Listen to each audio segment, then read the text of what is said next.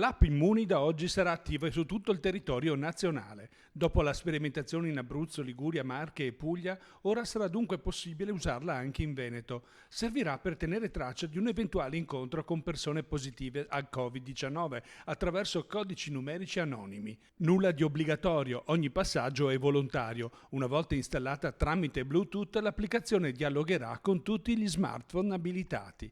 Sono già 2.200.000 gli italiani che avrebbero già scaricato l'applicazione nel proprio cellulare. Cosa ne pensano i vicentini? Vediamo se funziona, diciamo innanzitutto, prima di scaricarla vorrei appunto vedere un po' i pareri in giro, sapere se funziona. Se mi viene fuori sul telefono che c'è qualcuno di positivo accanto a me, devo sempre essere preoccupato, non capire chi è perché ho sentito che c'è una distanza di 7 metri e quindi... In realtà devo ancora capire l'utilità e soprattutto se funziona.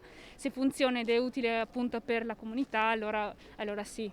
Ho qualche dubbio che il 70% degli italiani aderiscano, ma non tanto per il fatto dell'applicazione che comunque ha la sua utilità, ma per il fatto che la maggior parte sono anziani e non c'è cultura ovviamente. Non è certo un sistema proprio identificativo per capire se le persone sono contagiate o meno.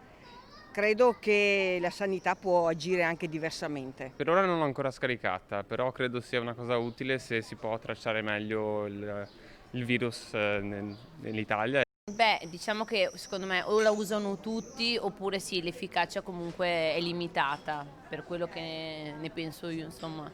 Poi vedremo.